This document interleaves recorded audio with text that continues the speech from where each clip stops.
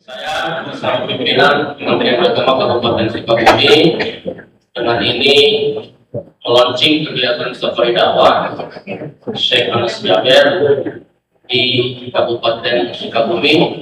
Semoga Allah senantiasa memberikan kemudahan, memberikan keberkahan untuk kita semua. Jadi qouli hadza astaghfirullahi wa lakum. Assalamualaikum warahmatullahi wabarakatuh. Bismillahirrahmanirrahim. Izinkan saya mulai dengan pantun. Satu untuk bapak-bapak dan satu untuk ibu-ibu.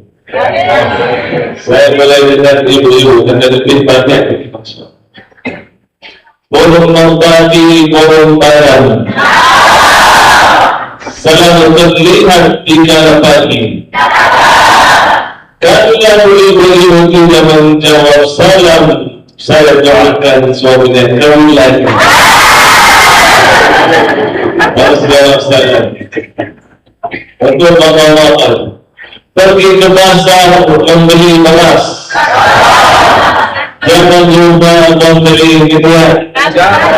Yang menjawab salam dengan keras, saya doakan istrinya banyak.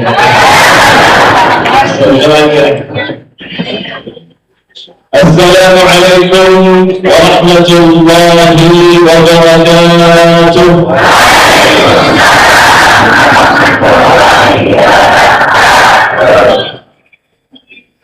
تبارك الذي جعل في السماء بروجا وجعل فيها سراجا وقمرا منيرا وهو الذي جعل الليل والنهار خلفة لمن أراد أن يذكر أو أراد شكورا. أشهد أن لا إله إلا الله وحده لا شريك له ولي الصالحين، وأشهد أن سيدنا وحبيبنا ومولانا محمد صلى الله عليه وسلم وعلى آله وصحبه والتابعين وعنا معه بمنك وكرمك يا أكرم الأكرمين. سبحانك لا علم لنا إلا ما علمتنا إنك أنت العليم الحكيم. Maha suci Allah, kita tidak mempunyai ilmu apa-apa, hanya saja apa yang diberikan oleh Allah Subhanahu wa Ta'ala. Para hadirin dan hadirat, para ibu yang saya hormati, yang saya muliakan, para alim ulama, para ustaz dan ustazah, para haji dan hajah sekalian, berkhusus saudara pengurus Masjid Al-Karimah, saudara dengan Allah sehat walafiat, dan para sepuh, terutama Masya Allah Ustaz Uwais Al-Qani, semoga sehat walafiat, dan yang umur dan umurnya bermanfaat. Amin ya rabbal alamin. Ta'zim dan hormat juga saya sampaikan kepada Kementerian Agama yang hadir bersama kita. Masalah beliau tadi menemani saya dari hotel sampai sini. Saya turun rumah untuk beliau. Masya Allah, disambut sampai sini. Semoga Allah memberikan balasan terbaik, sehat walafiat, memuliakan Allah kalian ya rabbal alamin. Ta'zim dan hormat juga kepada Pak Camat yang hadir bersama kita, mudah-mudahan beliau sehat walafiat, selalu memberikan petunjuk yang terbaik supaya bisa menjaga amanah dan bermanfaat bagi masyarakat. Amin ya rabbal alamin. Ta'zim dan hormat juga kepada Bapak Kapolsek yang hadir bersama kita, mudah-mudahan diberkahi Allah sehat walafiat. Dan yang saya hormati, yang saya muliakan juga Ketua MUI yang semoga diberkahi Allah sehat walafiat. Dan saya juga hormati, saya muliakan Ketua KUA Mana beliau? Masya Allah, nanti kita kontak. Kalau menjauh dari sini. Kemudian beliau sehat dan aliyat dan terkabul dan bermanfaat. Kami menjawabkan aja. Siapa lagi? Bapak Masya Allah. Masya Allah. Ta'lim yang hormat juga kepada kepala desa, ahli, mudah-mudahan diberkahi Allah, sehat dan aliyat, panjang umur dan umurnya bermanfaat. Amin ya rabbal alamin. Dan seluruhnya seluruh jemaah yang hadir, bapak-bapak yang istimewa dan ibu-ibu yang luar biasa. Masya Allah. Ini ibu-ibu kan masih punya semua. Kalau saya tidak salah, umurnya 17 tahun. Balik dengan 71. Saya mengatakan Bapak Ibu sekalian tidak bisa menyebutkan namanya satu persatu. Bukan tidak menghormati, tetapi mungkin tidak bisa hafal namanya satu-satu atau mungkin lupa sebutnya. Jadi insya Allah kita mengurangi rasa hormat dan cinta dan ta'zim saya kepada kalian semua. Kita berada di majlis ilmu di tangan-tangan surga Allah di dunia. Kata Rasulullah sallallahu alaihi wasallam, saat kita berada di majlis ilmu, wa dzakarallahu fi man 'indah, nama-nama kita akan disebutkan oleh Allah. Kalau Syekh yang menyebut nama kita itu biasa aja. Tapi kalau Allah yang menyebut nama kita, inilah sebenarnya kemuliaan yang terdapat. Dan hadis yang lain qala Rasulullah sallallahu alaihi wasallam, inna Allah yunadi bikumul malaikah. Allah Subhanahu wa taala membanggakan kalian di hadapan para malaikat. Alhamdulillah.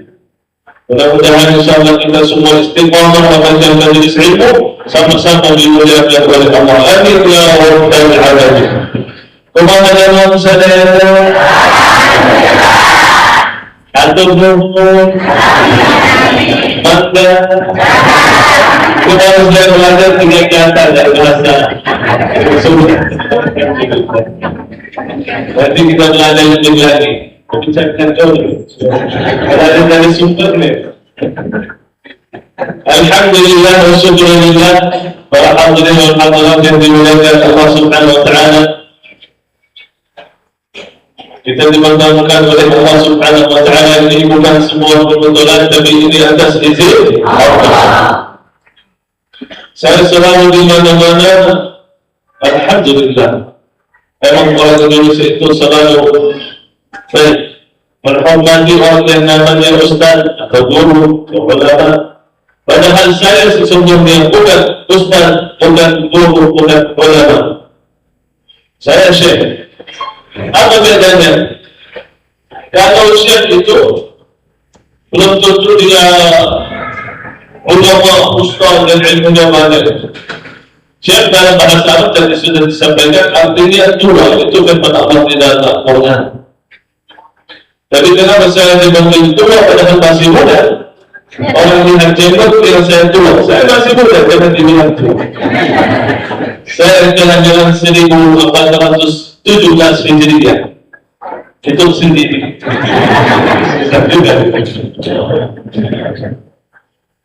Saya masih muda, dari alhamdulillah dimuliakan oleh Allah karena Al-Quran, bukan kenapa.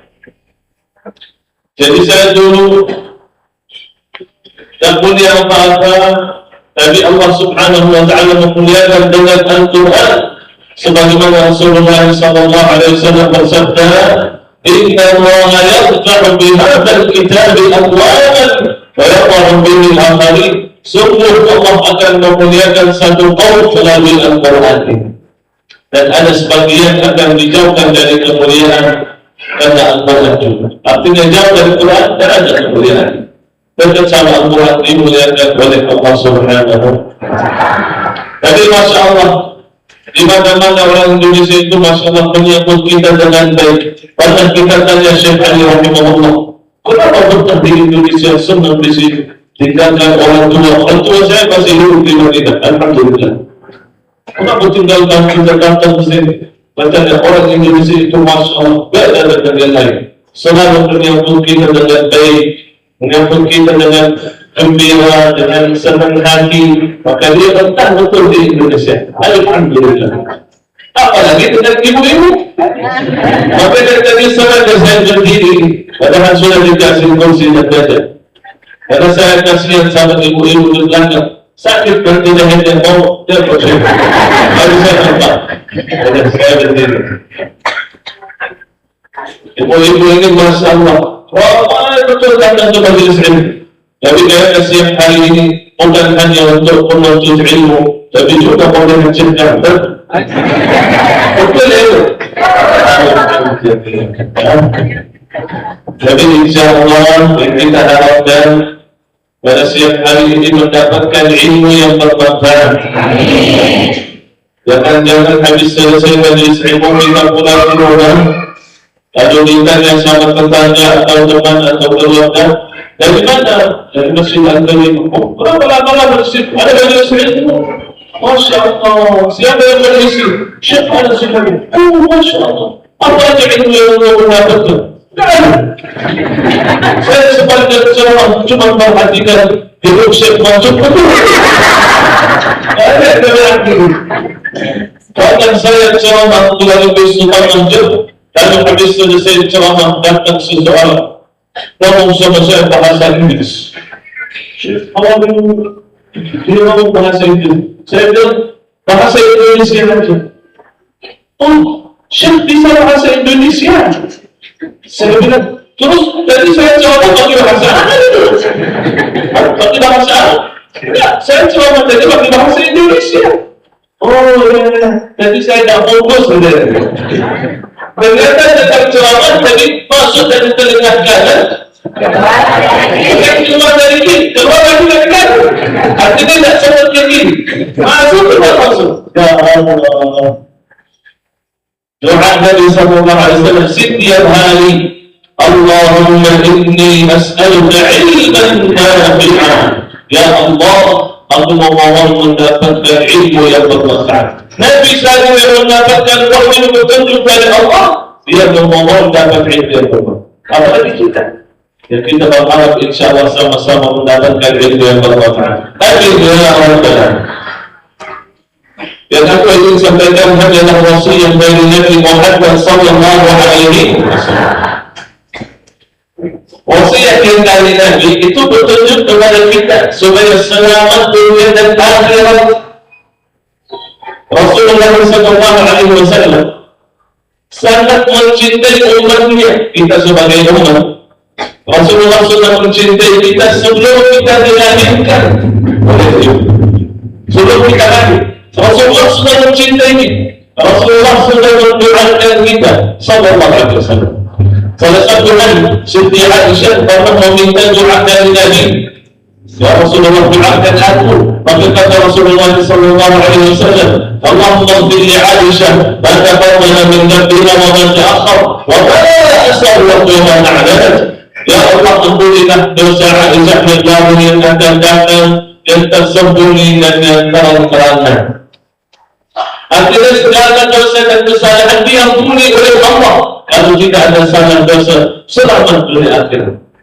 Siti Aisyah senang bahagia.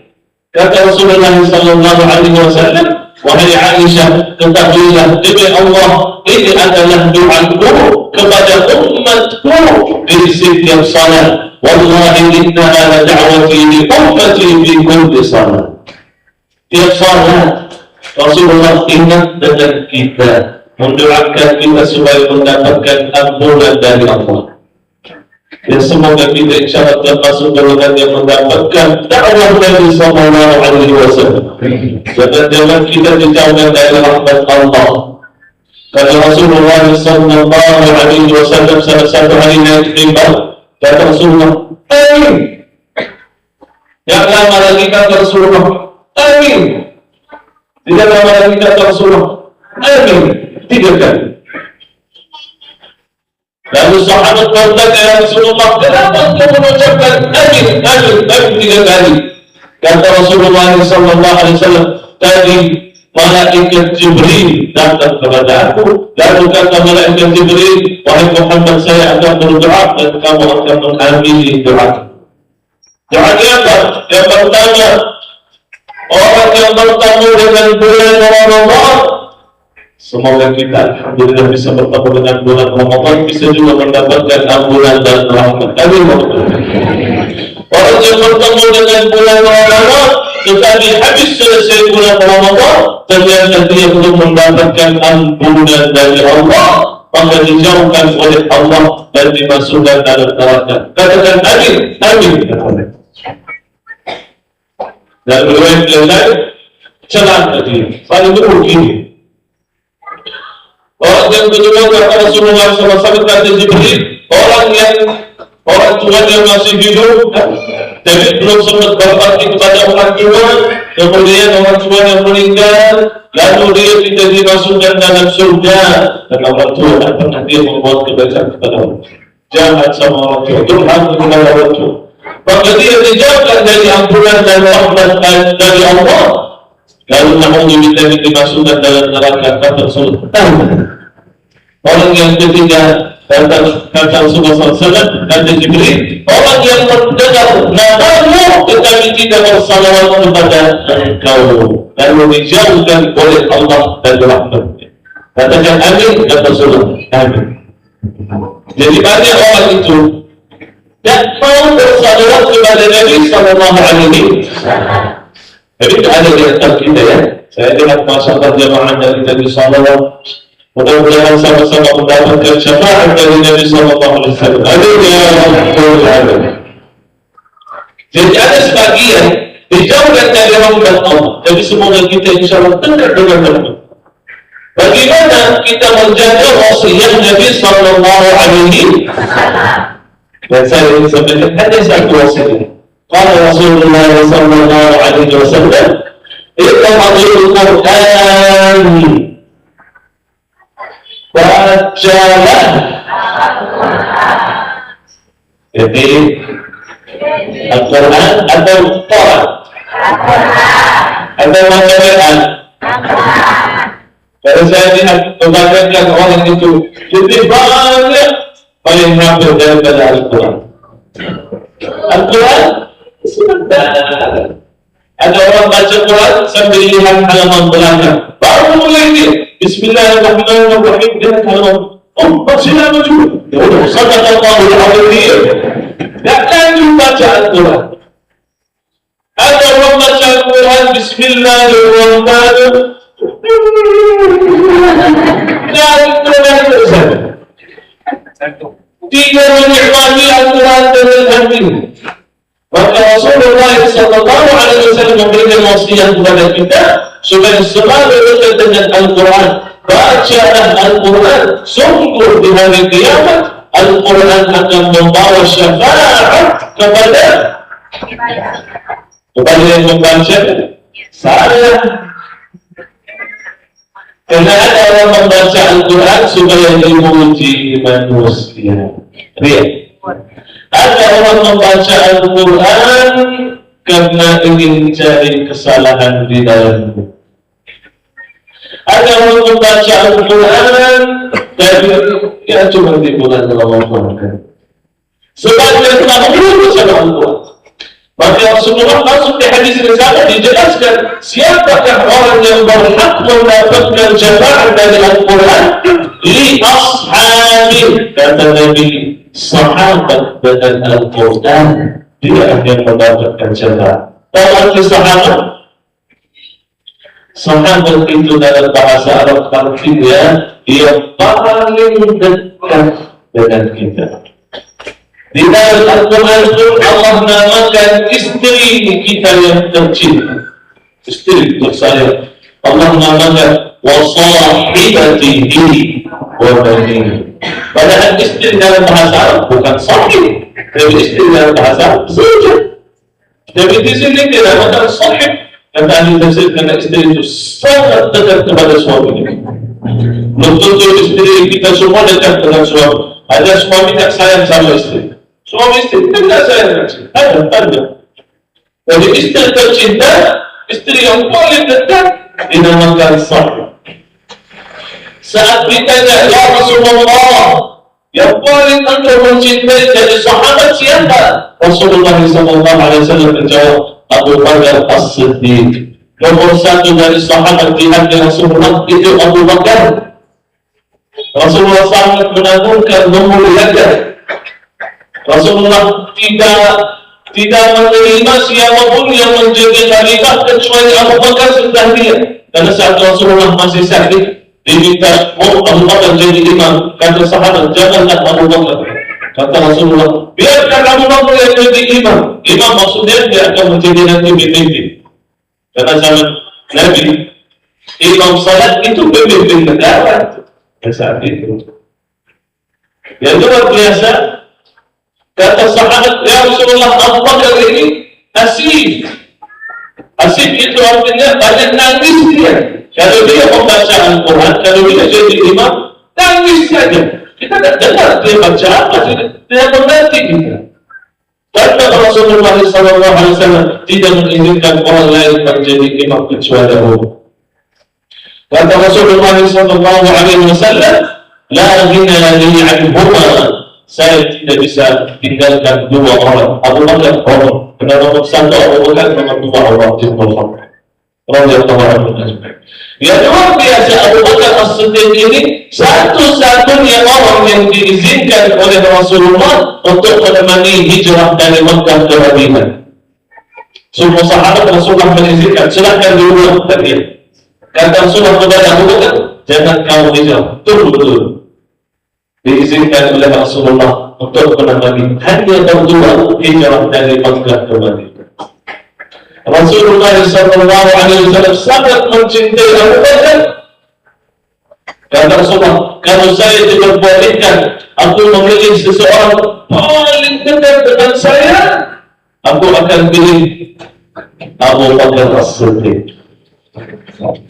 Rasulullah SAW di gua saat hijrah dari Makkah ke Madinah sebelum Allah Subhanahu wa taala menceritakan di dalam Al-Quran, "Idh yaqulu li sahibihi la tahzan inna Allaha ma'ana." Saatnya Nabi Muhammad SAW mengatakan kepada sahibnya, satu-satunya orang yang dipanggil sahib di dalam Al-Quran khusus itu Abu Bakar As-Siddiq. Karena paling dekat dengan Nabi Sallallahu Alaihi Wasallam. Jadi di sini maksudnya di hadis yang tadi, orang yang paling dekat dengan Al-Quran, baca Quran itu setiap hari. Makanya sahabat sudah mengerti hadis itu. Utsman bin Affan radhiyallahu anhu berdiri qiyamul lail dalam satu rakaat khatam 30 juz. Seperti Masjid Al-Karimah, tiap malam terawih 30 juz kan? Atau juz 30? Al-Qur'an kullu. Waktu saya pertama kali datang ke Indonesia diminta jadi imam terawih tahun 2013. Waktu itu saya masih muda, belum ada jenggot, belum ada kumis. Ibu saya itu. Lalu saya diminta jadi imam di beberapa masjid dan saya isi. Ada satu masjid raya besar dan jemaahnya masya Allah seperti itu. Full masjidnya, sampai di luar pun ada jemaah. Yang luar biasa di situ soalnya 2-3 rakaat. Ya saya pikir alhamdulillah seperti di Madinah, saya senang kalau 2-3 karena bisa baca panjang-panjang. Minimal 1 juz, kita di Madinah itu minimal 1 juz. Ada satu masjid di Madinah tiap malam khatam 10 juz. Coba, berarti setiap 3 malam khatam 30 juz. Jadi saya tak kuat juga. Saya itu dari 1 juz. Jadi saya saat diminta jadi imam, ya saya pikir 2-3 berarti seperti Madinah. Allah, saya jadi dalam satu rakaat saya baca 1 halaman. Sebaik 20 rakaat, 20 halaman, itu satu juz. Karena satu juz itu 20 halaman. Lalu habis 4 rakaat, saya ingat kondisi jamaahnya di belakang saya. Biasanya orang yang datang ke masjid di Indonesia itu yang subuh. Anak muda itu di mana? Main bola dulu. Maka saya ingat kondisi jamaah di belakang saya, pasti ada yang tua sepuh, pasti ada yang sakit, pasti ada yang masuk angin juga. Karena selama saya di Arab itu tidak pernah mendengar masuk angin itu. Jadi di Arab itu tidak ada yang namanya masuk angin. Kalau saya kalau bilang masuk angin, bingung orang. Gimana itu angin masuk ke bulan? Angin gimana? Kebetulan kalau di Indonesia itu masuk angin terus. Jadi sering kalau saya imam, saya dengar jemaah. Kenapa itu masuk angin?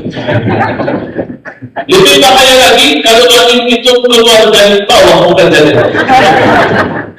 Maka saya ingat ya kondisi jemaah.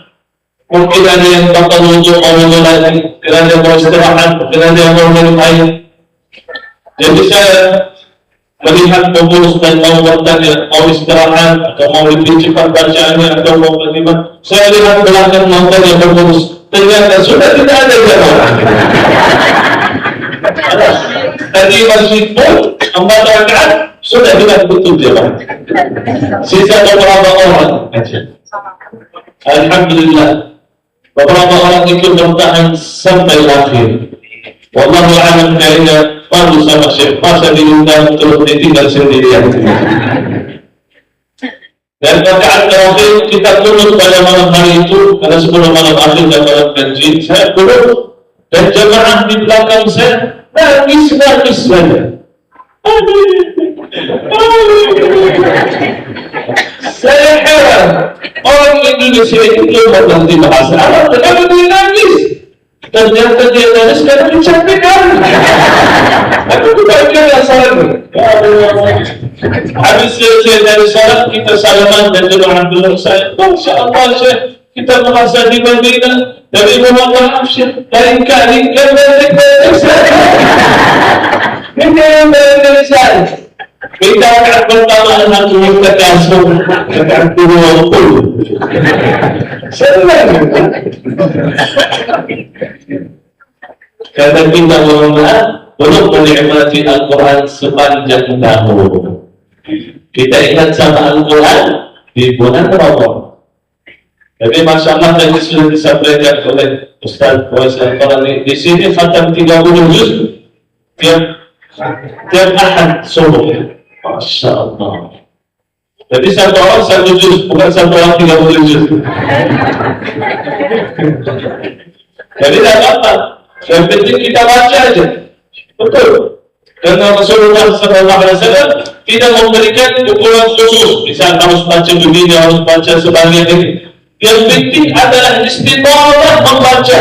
Rasulullah SAW bersabda, "Ahabbul a'mali ila Allah adwamuha wa in qalla." Amal ibadah yang paling disukai oleh Allah, yang betul-betul berharga di sisi Allah, itu yang istiqamah, walau hanya sedikit.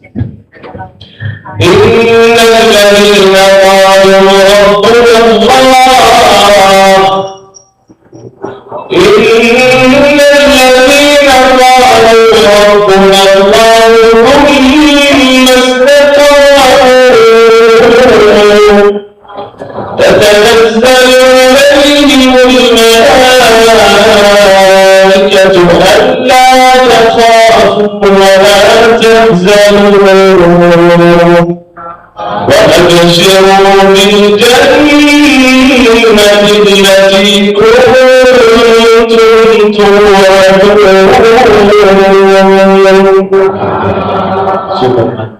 Ternyata bukan cuma kata, tapi semuanya juga sampai akhir.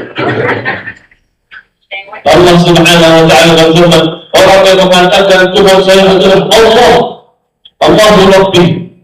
Lalu dia buktikan perkataan itu dengan apa? Dengan istiqamah dan ibadah. Bukan hari ini salat, besok tidak. Bukan hari ini puasa besok enggak.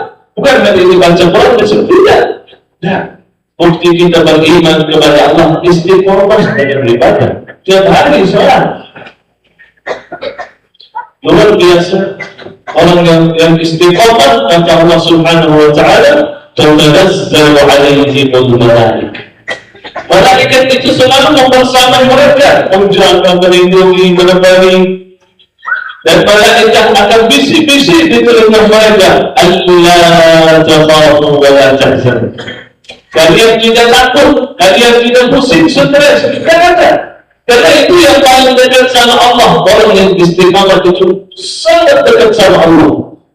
Dapat mengakibat takut dari masa depan, takut dari ini, takut dari... Kan ada. Tidak ada dia pusing, bikin ini, bikin itu. Ada. Semua dia serahkan kepada Allah. Allah yang akan memberikan yang terbaik. Walaupun syuruh dan bergembiralah kalian dengan surga. Diberikan kalian surga karena istiqamah, walau hanya sedikit. Kita tak mampu istiqamah yang banyak seperti Uthman bin Affan yang mulia serta 30 juta. Jadi istiqamah dalam hanya sedikit, insyaAllah kita sama-sama selamat, nikmat, bahagia dunia dan akhirat. Amin. Ya Rabbal Alamin. Yang pada kita istiqamah membaca Al-Quran di bulan Ramadan ini, dan insyaAllah sesudah bulan Ramadan. Jangan-jangan kita tak masuk habis bulan Ramadan. Alhamdulillah, akhirnya saya bisa istirahat. Tutup Quran, masukkan dalam lemari. Pagi Quran, kita ketemu tahun yang akan datang. Dan kita istiqamah membaca Al-Quran supaya sama-sama mendapatkan keberkahan Quran di dunia dan sama-sama mendapatkan syafaat Al-Quran nanti di akhirat. Amin ya Rabbal Alamin. Itulah yang membuat saya datang bersama Ustaz Gaus Abdul Hamid. Beliau pimpinan Pondok Pesantren Bunyanul Marsus. Beliau yang mengajak saya setiap hari dakwah. Kita semua pimpinan sekitarnya. Karena kita betul-betul dengan mewujudkan cita-cita almarhum Syekh Ali Jabir, yaitu 1 juta menghafal Al-Quran di Indonesia. Lalu istiqamah membaca Al-Quran akan mudah menghafal Al-Quran. Kalau malas-malas tidak bisa hafal Al-Quran. Maka insyaAllah akan terwujud di antara jemaah sekalian para penghafal Al-Quran dan mencintai Al-Quran. Dan insyaAllah terus menerus kita sebagai adik-adik almarhum Syekh Ali Jabir akan melanjutkan cita-cita beliau. Semasa beliau masih hidup, saya tak pernah ceramah, saya tak pernah tausiah. Karena yang pertama, ilmu saya masih sedikit. Dan saya itu orangnya pemalu dan berdiam. Betul, saya orangnya tak berani. Jadi dulu kalau saya diminta baca Quran di hadapan jemaah, saya tak berani. Kalau dipaksa-paksa, saya gemetar, saya keringat, saya tutup mata, tutup ke bawah, baca Quran. Begini. Tak berani dengan jemaah, tak berani. Kalau saya ketemu orang baru, tak pernah saya ada ngomong begitu. Saya diam. Tak berani saya. Jadi setelah almarhum wafat, wajib bagi kita adik-adik beliau melanjutkan apa yang diinginkan. Saya termotivasi dari cerita beliau. Maka saya sungguh-sungguh belajar. Sebelumnya saya tak pernah belajar seperti ini juga. Sekarang masih banyak salah juga. Saya mohon dimaafkan kalau ada salah. Jadi alhamdulillah, saya belajar terus. Kita berusaha selalu menjadi orang yang lebih baik daripada yang kemarin. Jangan bilang, saya tak bisa berubah. Emang saya seperti ini. Tidak ada yang namanya saya tak bisa berubah. Semua orang bisa berubah. Semua orang bisa menjadi lebih baik. Ya mudah-mudahan insyaAllah kita semua menjadi orang yang lebih baik. Mudah-mudahan Allah ini akan membukakan halaman baru kalau kita dengan Allah. InsyaAllah kita tetap semangat beribadah taat kepada Allah Subhanahu wa Ta'ala. Amin ya Rabbal Alamin. Segala kebenaran yang mulai dari Allah Subhanahu wa Ta'ala yang salah dari diri saya sendiri dan dari sahabat saya, mohon maaf kalau ada salah atau ada kekurangan atau ada kelebihan atau kata-kata yang kurang sopan. Saya mohon di mana? Billahi taufiq wal hidayah. Subhanallah wa bihamdihi asyhadu an la ilaha illa anta astaghfiruka wa atubu ilaik. Assalamualaikum warahmatullahi wabarakatuh. Waalaikumsalam warahmatullahi